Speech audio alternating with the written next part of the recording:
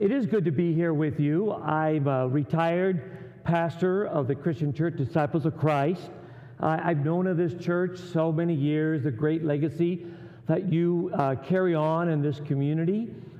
In 1989, I'd gotten out of seminary at Christian Theological Seminary. My first church was at Augusta Christian Church in Indianapolis, and we were having really the cutting edge was Jewish-Christian dialogue in those days.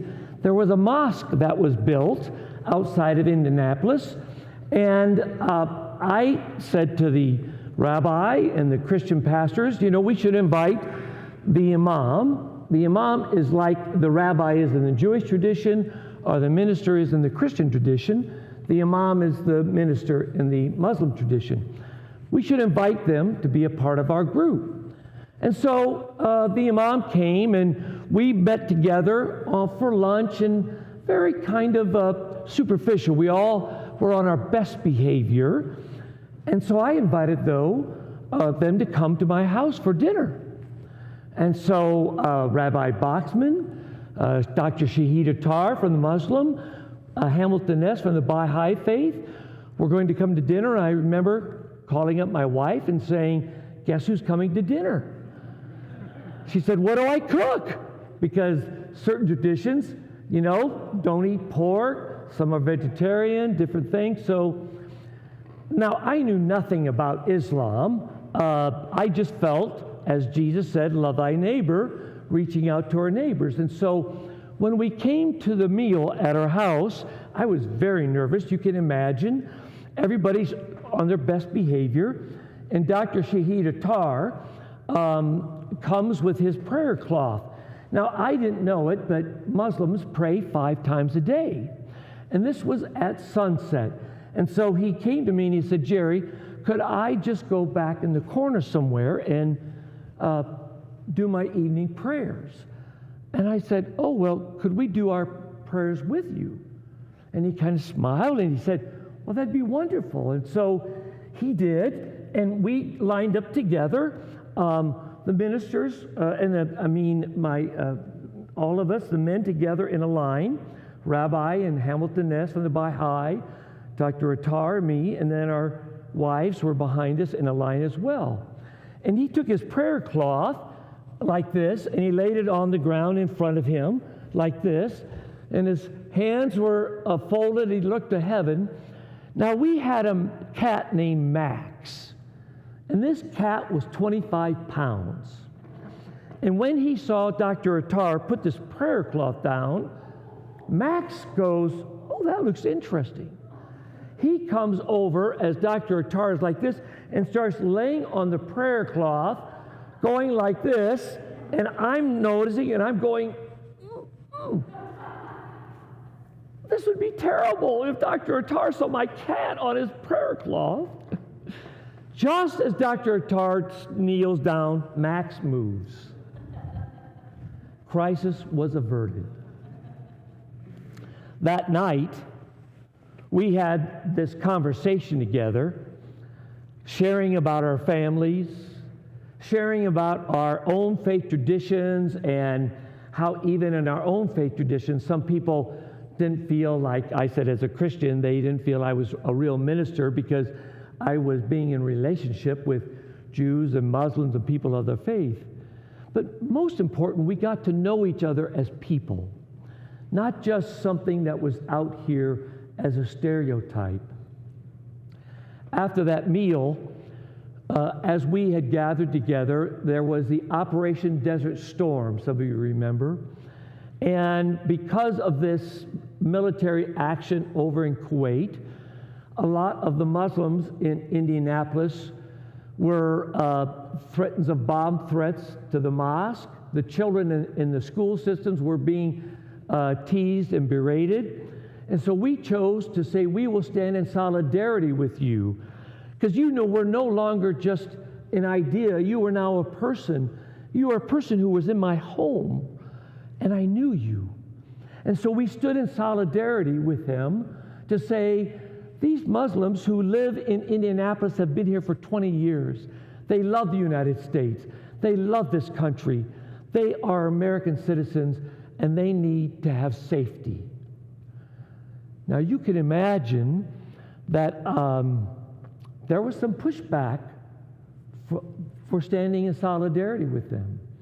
But the greatest pushback was from other Christian ministers who called me saying, "You were terrible." I had some people in my own church who said, "You need to try to be converting them. You shouldn't be standing in solidarity with them, and they quit the church."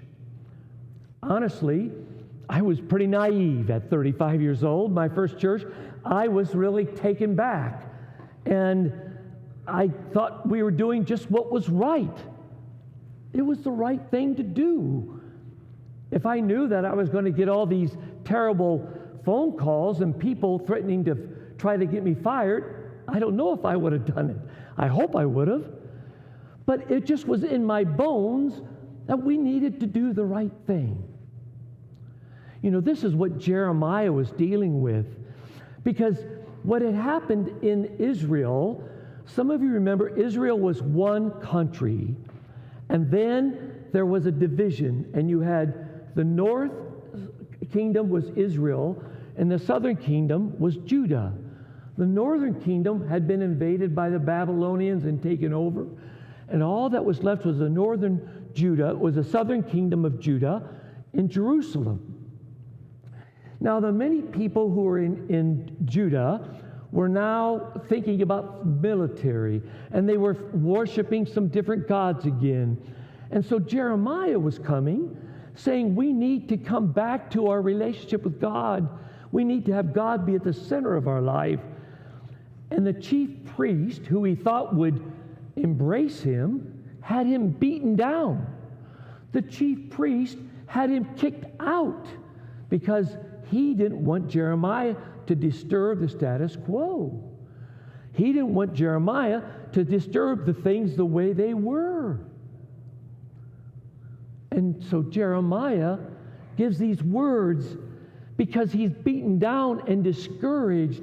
He's ready to give up, but he says, but if I say I will not mention his word or speak any more in his name, his word is in my heart like a fire shut up in my bones. I am weary of holding it in. Indeed, I cannot.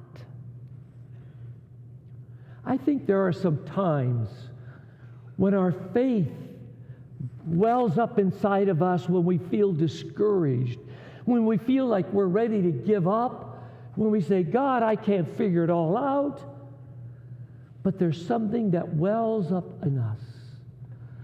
The divine that comes like a fire that says, I'm here. Don't give up. It will be okay. Take that next step forward, and I will be with you.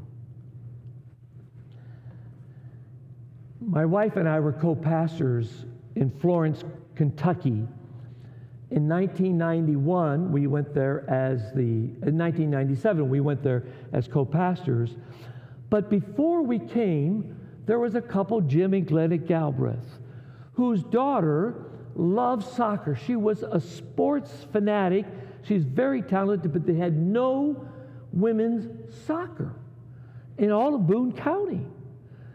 Jim and Glenna go to the superintendent and go to the school board and say, we need to have a women's soccer team for our school system. Now, certainly they got some pushback. We can't afford it. What do you mean? We don't need women's sports. We just have men's sports. Women need to know their place. They got pushback from their friends. But there was a fire in them that said, we have to do this because it's the right thing. Sometimes we are called to speak up, to do the right action because it's the right thing. That's why I wrote my book, Sacred Rebel, Fierce Love in a Fearful World, because I wanted to help people realize that we can speak the truth in love and we can make a difference in a small way, maybe not like Jeremiah, but we can do that to have integrity with ourselves. So much, I think, in life wants us to stay quiet, to stay small. The social media and things want us to live in fear. And how do we live with that fierce love?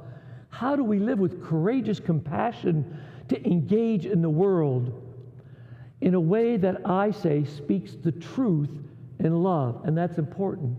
Because I see people speaking their truth back and forth, kind of mean-spirited, over against one another, and it doesn't do any good. These people just shut each other off. I mean, I understand that. Honestly, my undergraduate degree was in speech and theater. I was in debate. I love to debate and argue. I made my point, and I could convince you that my way was the right way. Well, when I married my wife, Diane, we met in seminary. I wanted a strong woman who stood up for herself, but I wanted her to stand up to other people, but not to me. She says, Jerry, you want me just to agree with you, but there's more than one point of view than just your point of view. Well, I must tell you, I had to become a little humble. I had to realize, okay, there really is, and you do have a point of view, and I had to have some humility. And that was early on, in our marriage in that first year, and that helped me develop this idea of different perspectives, different points of view. And how we engage with one another has to be with a sense of love. Because if we don't just respect each other, who might be different than us, a different point of view than us, and respect their point of view, but also to say, but this is who I am. I think it's wonderful that this is an open and affirming congregation. And I think it's wonderful to not apologize for that, but to celebrate that with you. Some of you might have friends who think because you're going to that church that welcomes everyone is really wrong. And you should not feel apologetic about that, but to be thankful for that and to celebrate that. Because you provide a place where people can feel welcomed, where they might be shut out at other congregations, and not to be able to know the love of God. That's a wonderful witness that you give. And to have the courage to say, this is who we are. Part of writing of this book, The Sacred Rebel, was realizing in my own life the things that I grew up with, those teachings, were just somebody else's teachings. They weren't Jesus' teachings. They were the church's teachings that I realized I could let go of, and I found my own way, my own faith. I grew up in a very conservative church, and I just didn't buy it when that minister was saying all these people are going to go to hell if they don't believe like us. I couldn't put words to it, but in my heart I said, God is a God of love, and I don't believe God is going to damn 3/4 of the world because they don't believe like we do, our church does. And so I had to let that go. And that's why I actually went to seminary, was to put my faith together in a way that I could understand the teachings of Jesus that made sense for me and be able to share that light with others. When I left Indianapolis to go to First Christian Church in Fort Wayne, Dr. Shahid Attar and the interfaith community had a going away party for me. And he came with this prayer cloth, and he said, Jerry, I want you to have my prayer cloth. And I said, Dr. Attar, this is your prayer cloth that you've had for your life. And he said, Jerry, your friendship is engraved upon my heart. So I've kept this for me. I'm not Muslim. I won't be Muslim. But my brother of God, my brother who I would give my life for gave this to me. And I think when we can do that with one another, when we can be sacred rebels who will stand for others who are different than us, but to say they need to have a place that's welcomed as well, we are bringing the kingdom of God into our midst. May the fire that burned in Jeremiah's heart make the sacred rebel within us. Amen.